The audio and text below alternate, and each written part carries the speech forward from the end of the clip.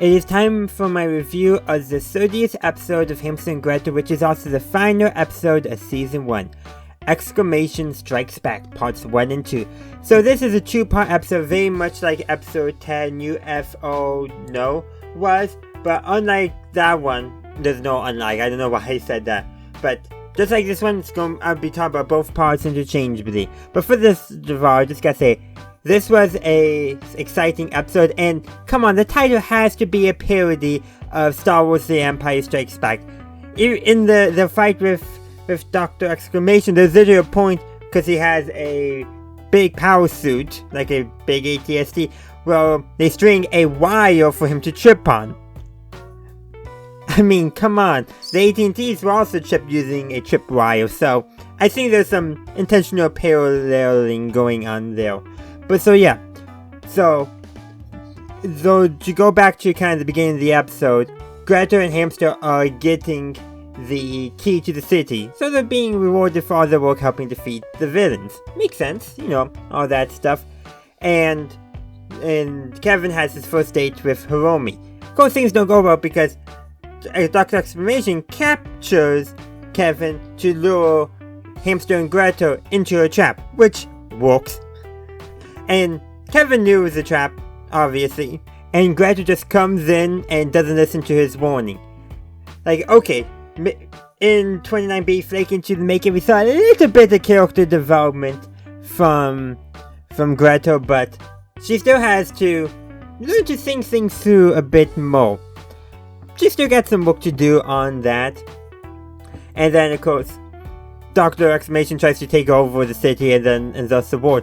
Way more ambitious than Dr. Doof from Phineas and Ferb, who just set it for the tri-state area. But you know what? They both fail. But I just had to bring that up because of this. Because a running gag in this episode is every now and then the camera cuts back to the diner where Kevin and Hiromi were going to go out on their date, and she's just sitting there waiting for him. He actually arrived first, but that's where he was captured. But anyway, she's just sitting there waiting, oblivious to everything going on with you know, the conflict, you know. And they even runs by the diner a few times. And that reminded me a lot of the gag in Phineas and Ferb Night of the Living Pharmacist, where Stacy is just totally oblivious to, I guess you could say, the zombie apocalypse, all the people turning into copies of Doofs that can really only say, "Lots of me!" I hope I impersonated that right. But like, literally, it just reminded me that I totally not knowing what's going on.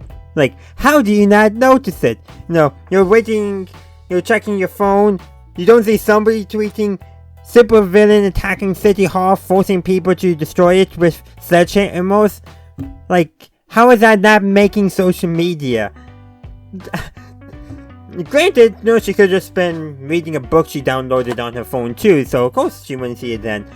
But it's like, it's a funny gag, but when you think about it, it's like, it's not really, it doesn't make that much sense. But obviously, it's the funny gag, that's the reason why they did it. And you know what? Sometimes you may be playing on your phone, but you're not playing on social media, you're not getting the news. But yeah. But they do win, because they have all the confiscated supervillain stuff, which is a nice callback to a previous episode where they had to go through it and they don't get rid of any. Good thing, because they needed it, because Dr. Exclamation had a machine that zapped Hamster and Gretel of all their powers. And Hamster, once lost of his powers, no longer could speak. Which, oh come on, probably, why? Obviously to make a gut punch. But anyhow, they do defeat Dr. Exclamation. The key to the city was actually made of unbendium, so that allowed them, it gave them an opportunity to destroy Dr. Exclamation's power suit. And they win, and Hamster and Gretel get their powers back and all. And Gretel saves Kevin from falling after, he's the one who jumps up to destroy Dr. Exclamation's super suit, but he's sent flying off the cliff. Good thing Gretel gets her powers back, and then she flies him to his date with Hiromi, but unfortunately, it's pretty much already over, and she politely breaks off saying it's not going to work. But if she knew what was going on, she probably would have a change of mind. if you really like her, Kevin, tell her about your sister. I'm just saying, you know, so many times in superhero shows, comics, not revealing a secret identity to a significant other destroys the relationship. Well, it's not quite the same here, come on, probably needs to be done. But again, the status quo is changed for season 2, and in many ways, yes, their date failed, but the relationship is still nowhere it was before, and so things could go many different ways. So the status quo for season 2 is already different. Not to mention, the aliens show up again and warning Hamster and Gretel that there's gonna be bigger and tougher villains in the next season. And the aliens do use season, and then, like, you have, you know, summer, winter, spring, fall. Like, okay, that's a good joke. But they also did that joke in Madame Murphy's Law. And you know what? It's still fun both times, those things. Because you got different seasons running late in the season. But it's all about playing on how television season and winter or summer and the seasons. So I do have to say, that joke won't work as well in the UK because they typically use series instead of season for seasons of the show. At least they do for Thomas and Friends. I presume they do it for other shows as well. But anyhow, so status quo has changed. But there's one other very funny gag I have to mention. During a chase scene where Dr. Exclamation is chasing Kevin's minivan, he opens, actually it might have been Fred, opens up the glove compartment, and there's the script for the season finale of Hamster and Gretel. Literally, it says Hamster and Gretel season finale. It's hilarious, and they saw it to try to stop him. Doesn't work, but also that corresponds.